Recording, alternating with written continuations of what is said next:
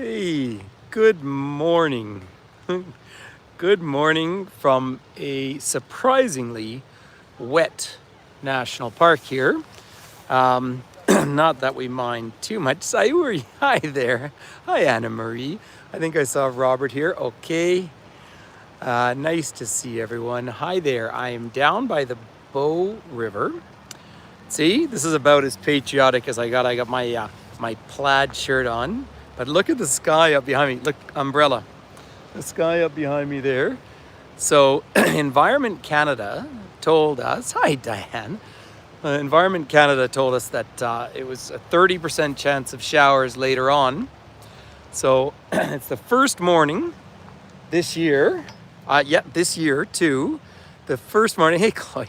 It's the first morning that I biked down. Oops, sorry, dropped my umbrella. That I biked down to go swimming, and I spent nearly 5 minutes in the river.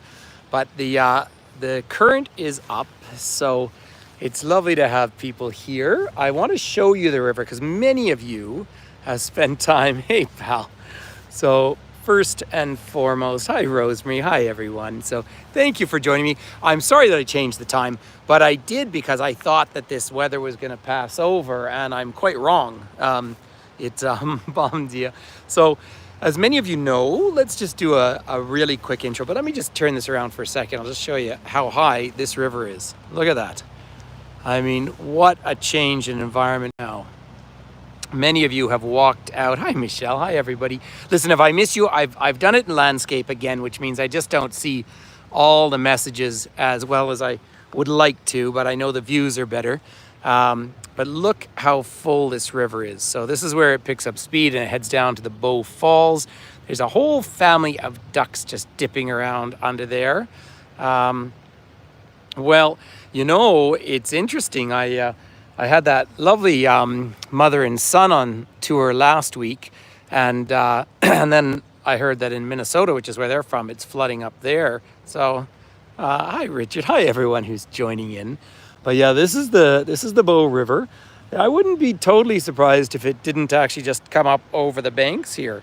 You know, it has been a couple of, well, the year that Robert was here with his family, it actually came over the banks. Does no damage. I mean, it's good fresh water and doesn't do it for very long. Of course, 2013 were the really big floods, and that was mid-June back then. 13th of June, I think it was. But have a look at that, the clouds moving across Mount Rundle up in the distance. So, yeah, we've had really, I mean, this year there was ice on Lake Louise through into June, which is good news. Hi, Justina. And because last year it was all gone, of course, a lot earlier. So I just want to do a quick little intro here. So hi, everyone who's joining. It's lovely to have you here. Big hugs. Thank you for the Canada Day wishes. If I miss you, I see a lot of names I recognize. I love having everyone here. But as many of you know, I feel like I'm a little washed out on the screen here, but sorry, I'm just going to try 1 second. Yeah, maybe. Could have got a raindrop on it. I want to first introduce myself. If you don't know me, I think you all do. But I'm Patrick Toomey, of course, otherwise known as the father of Finn Toomey, my 18-year-old, who is a fabulous kid. And he worked yesterday at his job here, not guiding. And then he went out with his friends last night, which is great fun. So I left him sleeping. So hi. So it is Canada Day, July 1st. And I've given this history so often, but I think it's important. So first of all, people have been living here where I live for 14,000 years. So Canada is a colonial construct, principally Scottish and French, or French and Scottish, if you think of it as a colonial entity.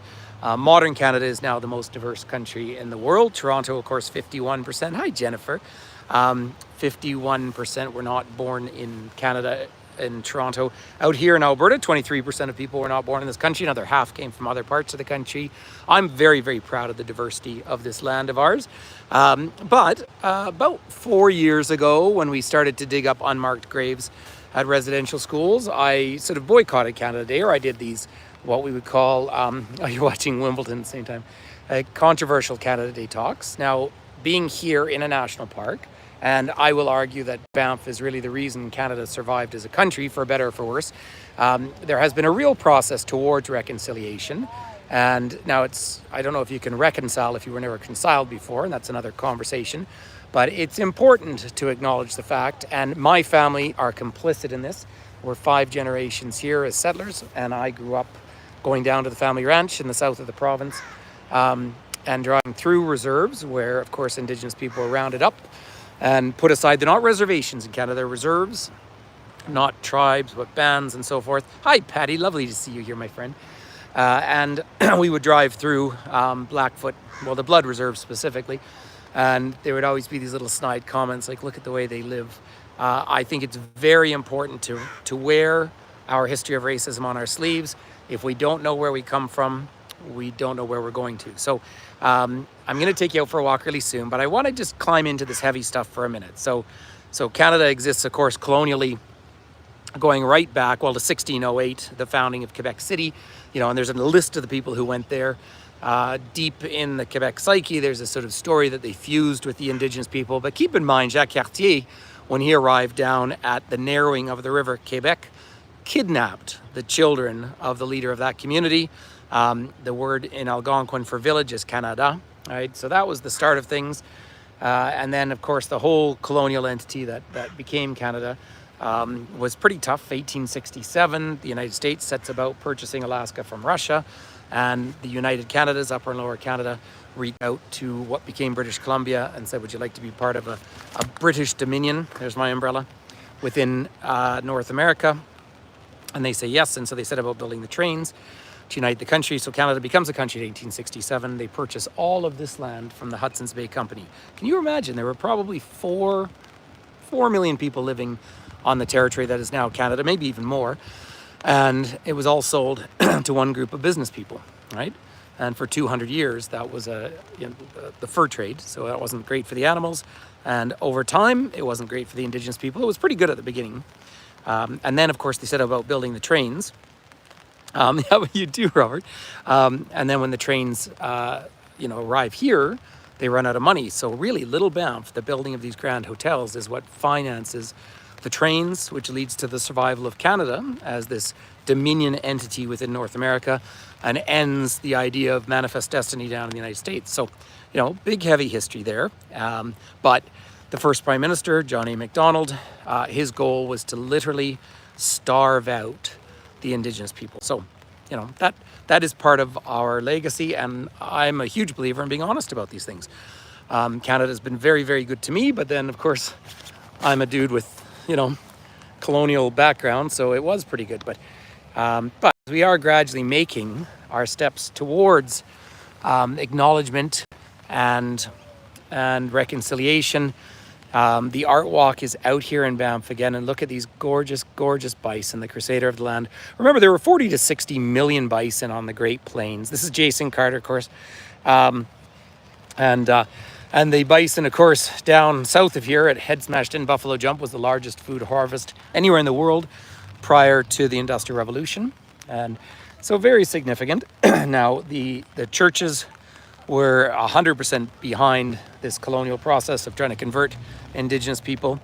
And some, I'll give it credit to the Anglican Church, they did apologize. The Pope came here and expressed deep regret, but didn't actually apologize because they didn't want to expose themselves to any legal challenges. So, let's be honest about all of that. So that's the basis. Then when the trains were built, of course, we say for every kilometer of train tracks in the west of Canada, 2 Chinese workers lost their lives. The oldest Chinatown in the world is San Francisco. Apparently the second oldest is Liverpool. Hi, Karen. But certainly in Canada was Victoria. Look at this gorgeous bit of work here. May the forest heal your heart. And Bigudi is the artist here, but that is just a lovely picture. And then during World War I, Eastern Europeans were interned because they were seen as a threat, but also as an employment thing. And they built many of the roads here in our national parks.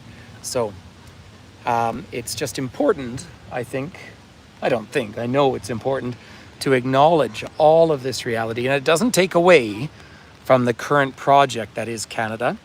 But it is vital that we have these conversations, particularly in a world that is so full right now of the just rampant nationalism and populism, which is often a reaction to instability and fear.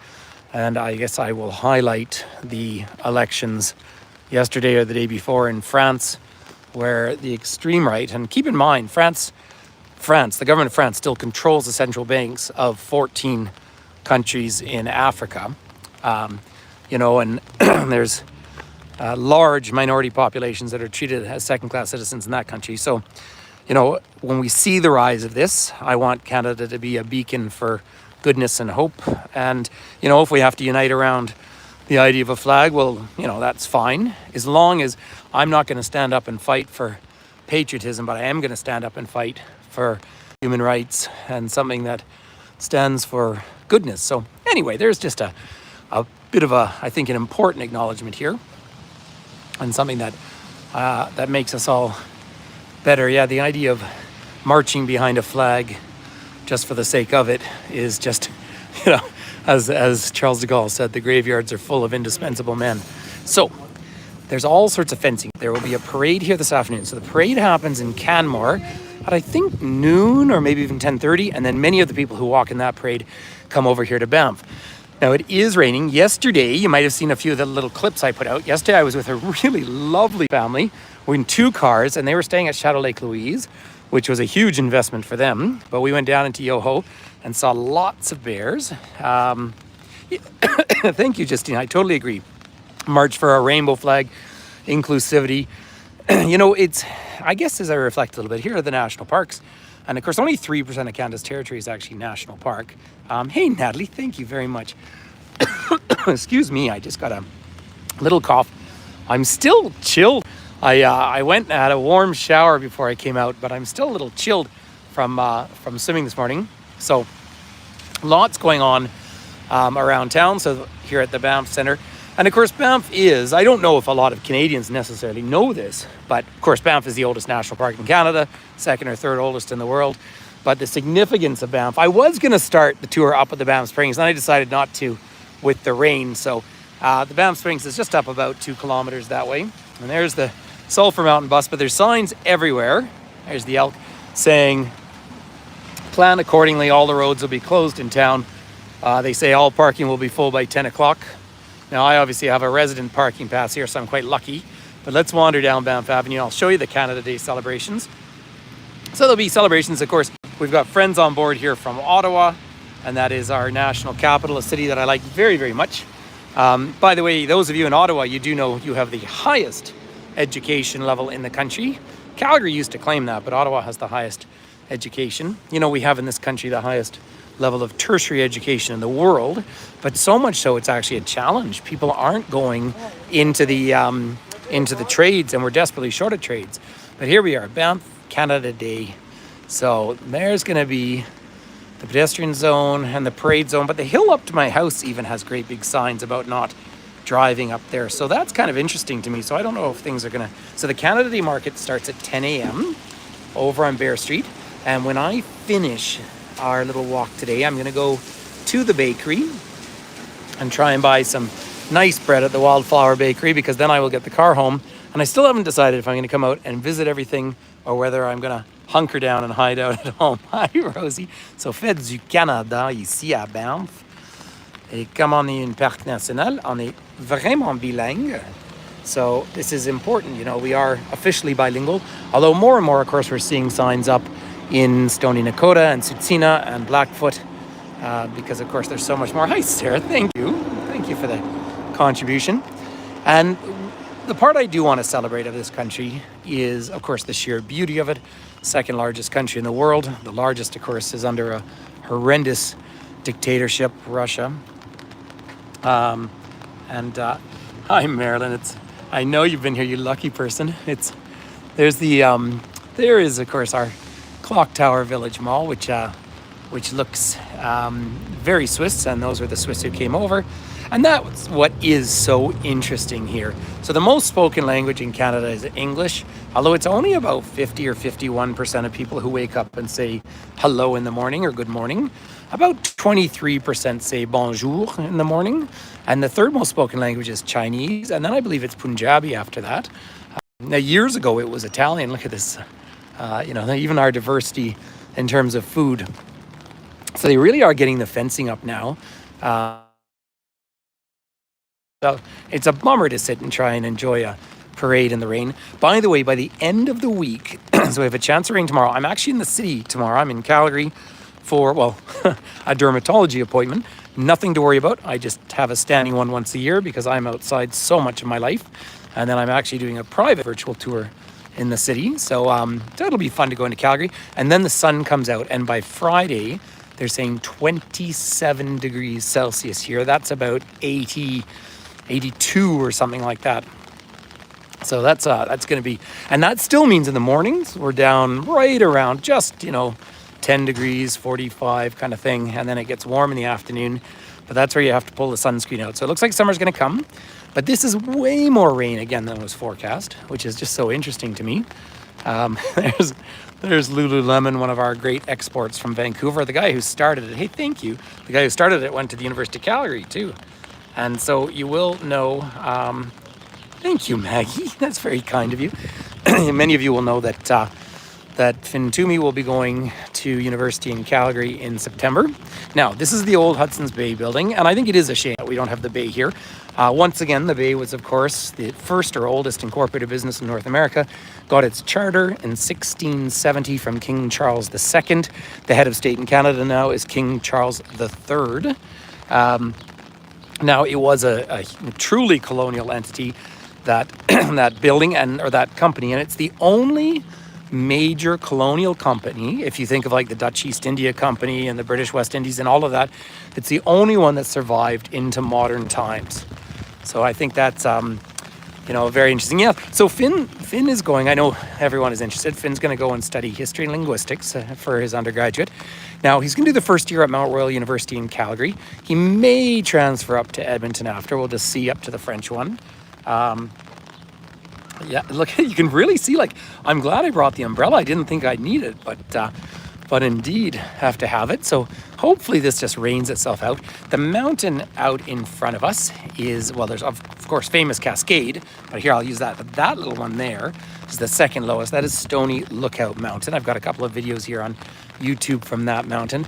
It is really a beautiful point. It's an easy walk, but because you have to drive up to it, you go up to the parking for Mount Norquay. Norquay, by the way, was the first premier of Manitoba, and he was Métis, spoke 8 languages apparently.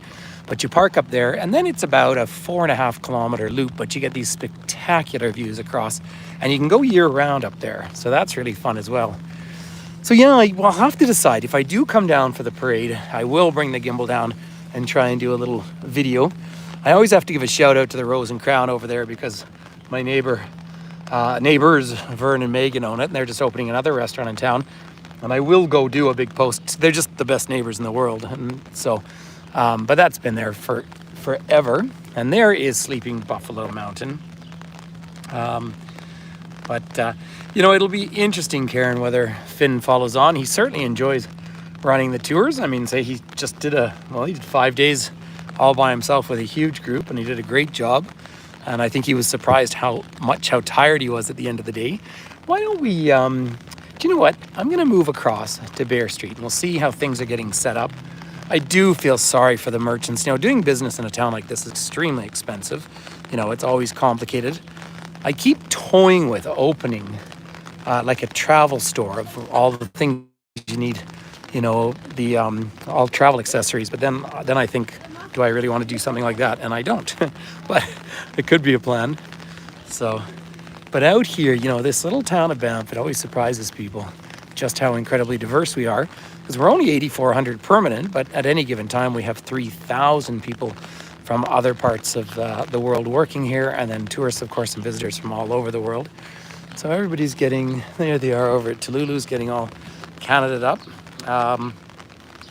Well, Finn's, I think Finn's very interested in history just the way I am. I think, it's so interesting when we do all our tour. I give some of this history to both Canadians and people from all over the world, and people will continuously say, why didn't we study any of this when we were at school?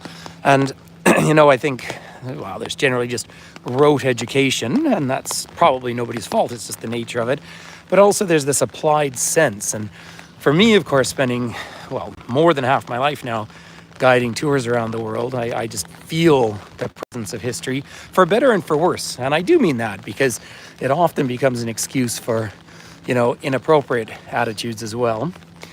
So often when we've talked about the history of colonization and genocide and all these things, you get these responses from people say, well, should the Romans have to apologize for the empire? And I think it's not that. When there's people alive today who are living the echo of oppression, then there's a reasonable conversation to have.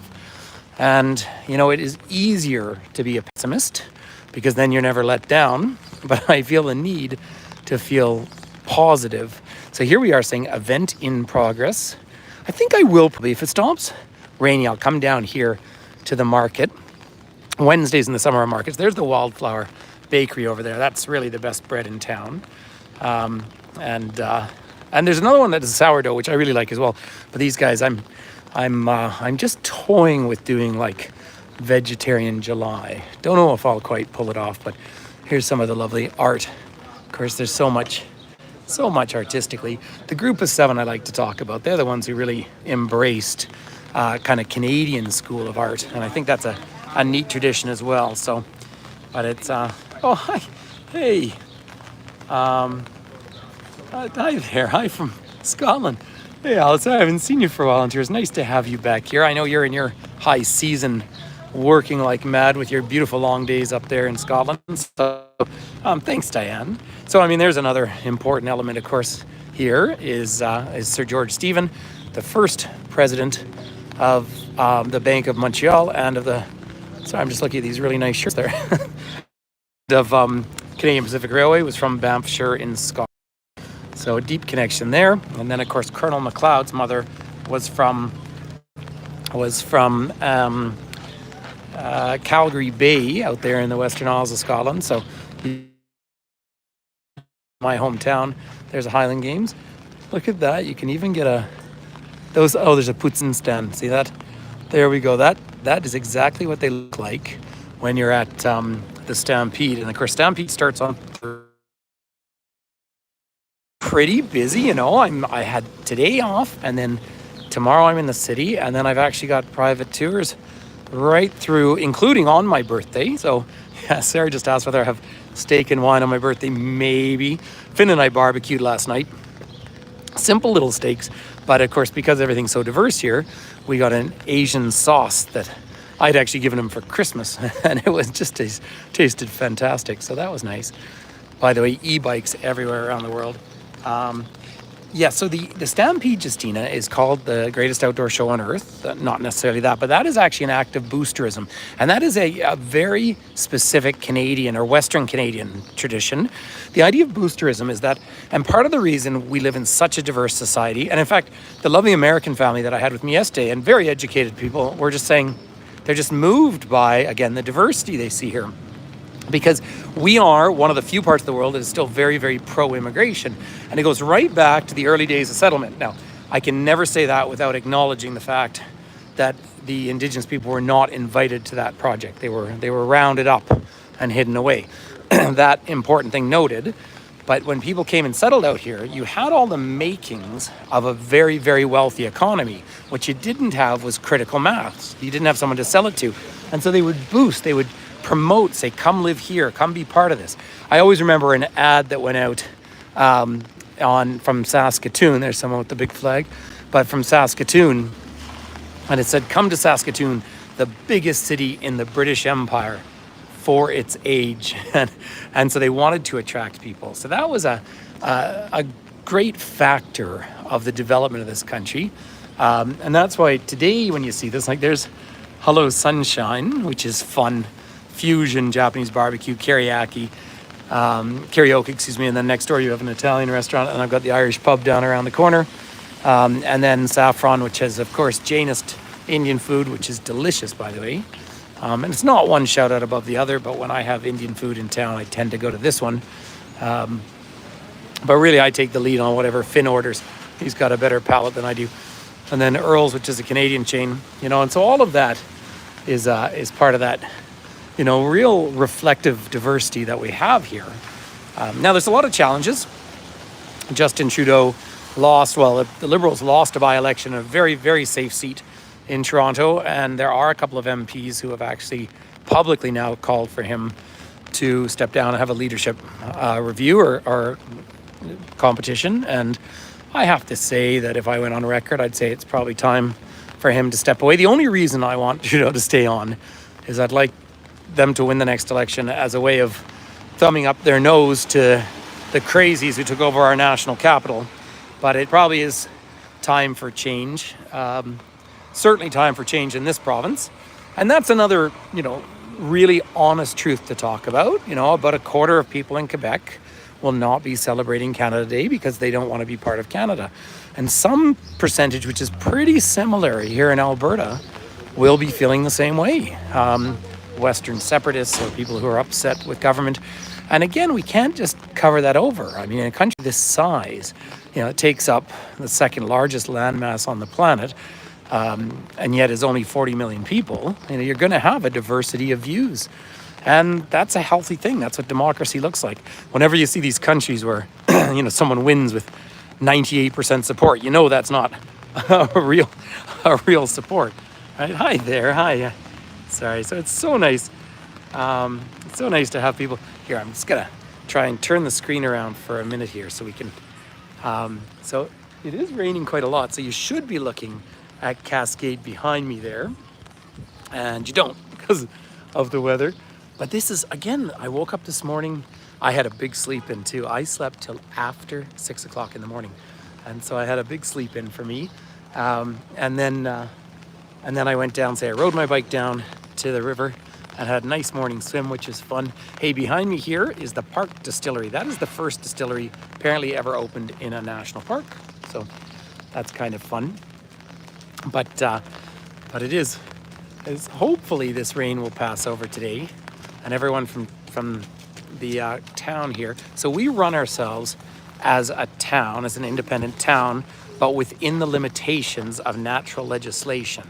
And what I mean by that is the legislation has wedged Banff into 4.08 square kilometers. That was in 1990 that we became an independent town. People do ask all the time how I live in a national park, but the town was founded before the park was. So the land was usurped from underneath us. And so that was kind of the structure or the makeup of this particular community. So that's why we have this need to reside clause.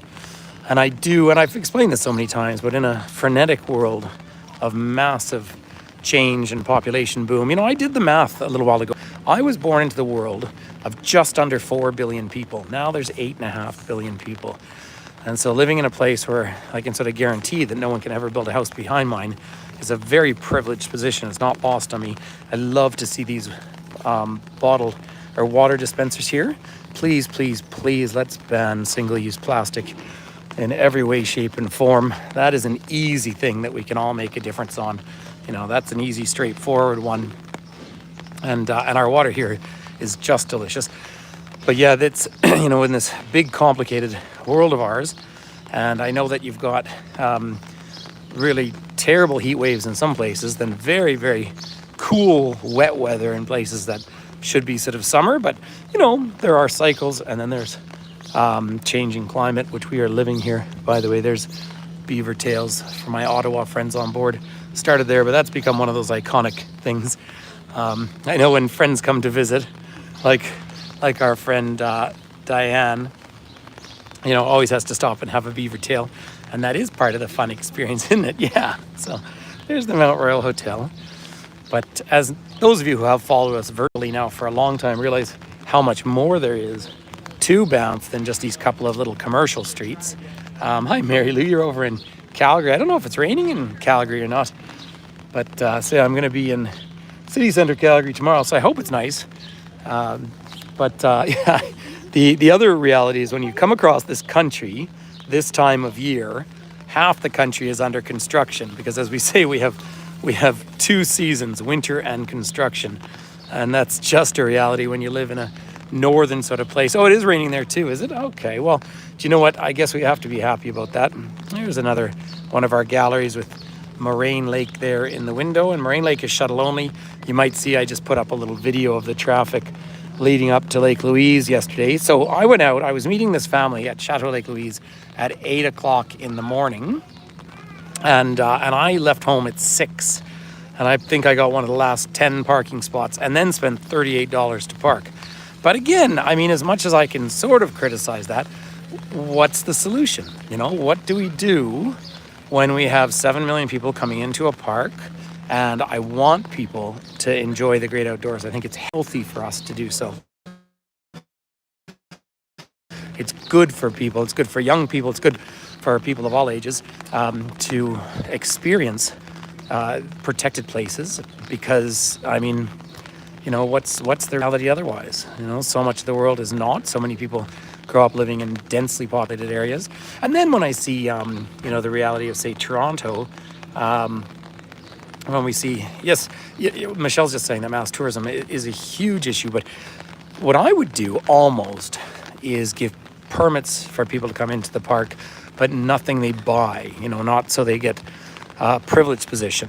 You know, when you're looking at, if you're staying at the Springs, the Chateau this weekend, I think you're looking easily at $1,000 a night. I mean, $1,000 a night. So, you know, that's maybe Canadian. So in American money, maybe 750 or 600 British pounds. I mean, that is an obscene amount of money, and that is inaccessible to so many people. Here's our old Magpie and Stump, our classic Mexican, and they do make everything in-house. But unfortunately, they've put their prices up so much, which I'm sure they had to do, but so much that I'm not going there at the moment. It's interesting over here. You know, one bit of history in Banff I feel like I need to climb into a bit more is the big Masonic Lodge. Well, do you know an interesting side note? And I can't remember who sent me the article, but Barcelona is putting an end. There you go, Merle. Yep, that's a reservation to get in Mount Rainier. But Barcelona is putting an end to Airbnb, and that's just a functional thing for affordability. That's another challenge in Canada, right? Say Vancouver, considered probably the second most expensive real estate environment in the world. Oh, is that right, Chloe? Barcelona's increasing its tourist tax. Well, you know, I'm okay with all of that, and I'm okay with all of it, but I do not want tourism to only be the realm of the extremely wealthy too. And that's where we as a national park, and part of the great Canadian legacy, and of course the unification of this country and the development of this country, there has to be a way for particularly normal working Canadians, just like myself, to be able to experience and be part of these great outdoor environments. And one of the points, I mean, I almost feel like I should be doing a walk like this out in Kananaskis country, although really doing a Canada Day walk in Banff is really the reason that Canada survived as a country. But out in Kananaskis country, that was the legacy of Alberta's incredible oil wealth. And our previous Conservative government, which is just the precursor to this one that we have now, which is on the fringe of the fringe, unfortunately. They put in user fees, and we'd never ever had them. And I think that is a real shame. And it's not that I'm always against user fees, but it was Alberta's legacy. So while they're subsidizing extremely profitable resource-based businesses, they're then charging people to go and enjoy the cultural or the environmental legacy of this province. And that is a real double standard that unfortunately doesn't stand to a great deal of reason in my mind. So all that noted, everyone, it's lovely to have you all here, and it's nice to share. Hi BH, nice to see you here. But I'm just coming down by the river for a second. So the river is very, very full. So I'm not where we began our walk, this morning I had to go. I had to be quite careful. There's so much current in the water right now. Oh, there's the geese family getting ready for the parade, I think. Have a look at this. So now the babies are already growing up. They're maturing quite quickly. So of course those are all famous Canadian geese who, you know, can kind of do their own thing. Not a lot of meat on them, so not much use, but they're just busy. Isn't it fun hearing the rain? Look at all the babies between mommy and daddy. Look at this. There they are. Oh, they're already getting the colors on their heads. So you will see, I've got one more video to put up of 2 bears. I'll put it up here on YouTube, but it's nice to see them out and about, and lots of fish in the river. Do you know what I haven't seen for a while is an eagle? I've been seeing lots of osprey, but there's the canoe club down in the distance down there, and that's where I was in swimming this morning. But say it was really fun. It's the first day of the year where I have ridden my bicycle down, and that's just an extra fun treat, because then I climb in the water and ride the bike home up the hill. Now I'm using my e-bike. Well, thank you, SC. I see. Yeah, it does. I mean, it's still magical in the rain. It's sort of, this feels very much like the Alaska Panhandle, for example. But it is a lovely part of me. Hi, Patty. Patty, by the way, everyone, is coming back to Oaxaca in Mexico in January. I do have a lot of dates that I have to put up and to celebrate soon, so it'll be so good having her back down. We're going to go to Mexico City because we have some people coming from Ireland as well, so there's going to be lots to see and do, and I always like getting down there.